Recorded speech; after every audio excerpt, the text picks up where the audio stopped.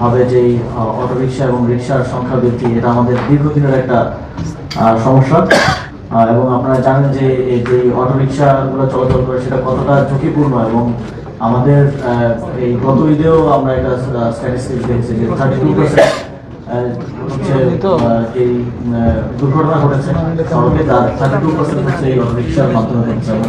এর একটা অনেক বড় অংশ হচ্ছে রেকর্ড হয় না, বা যারা আহত হন বা এবং হসপিটালে অনেকে যান না, ফলে এটা একটা রেকর্ডও থাকে না। সো রেকর্ডের 32% হলে এটা নন রেকর্ডের আরো বেশি হওয়ার কথা।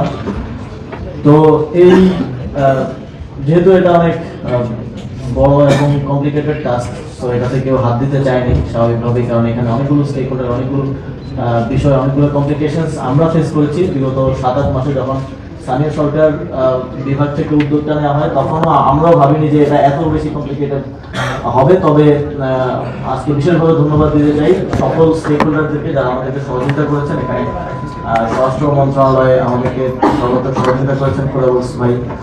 এখানে ডিজিটাইজেশনের জন্য আমাদের অ্যাপ ডেভেলপ করা, ওয়েবসাইট ডেভেলপ করার দিক থেকে আমাদেরকে সর্বত্র সহযোগিতা করেছে তথ্য ও যোগাযোগ প্রযুক্তি মন্ত্রণালয়, ফরেস্ট ভাই এখানে আছেন।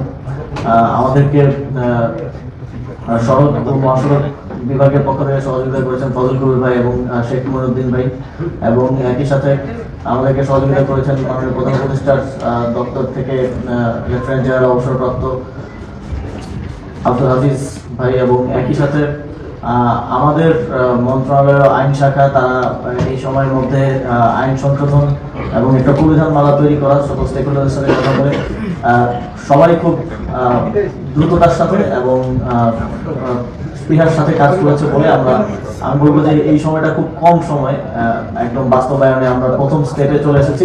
আমরা ট্রেনারদেরকে ট্রেন করব এবং তারপরে আমরা আমাদের রিক্সা চালকদেরকে ট্রেন করব, এবং ট্রানজিশনের প্রথম ধাপে আমরা পৌঁছাতে পেরেছি। সকলের সম্মিলিত প্রচেষ্টা এবং সহযোগিতার কারণে সবাইকে বিশেষভাবে ধন্যবাদ জানাতে চাই। স্ট্র্যাটেজি নির্ধারণে খোদাবুস ভাই আমাদের টাইম দিয়েছেন এবং আমাদেরকে বারবার একসাথে করা এবং কাজগুলো ফলো আপ করা।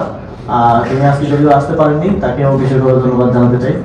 আমাদের এই যে প্রোটোটাইপ, যেটা এখন প্রোডাকশনে যাবে অ্যাপ্রুভালের পর, ফাইনাল অ্যাপ্রুভালের পর, সেই প্রোটোটাইপটা তৈরি করতে দীর্ঘদিন ধরে কাজ করেছে বুয়েটের এক্সপার্ট টিম। এখানে তাদের একজন প্রতিনিধি আছেন, তাদেরকেও ধন্যবাদ জানাতে চাই।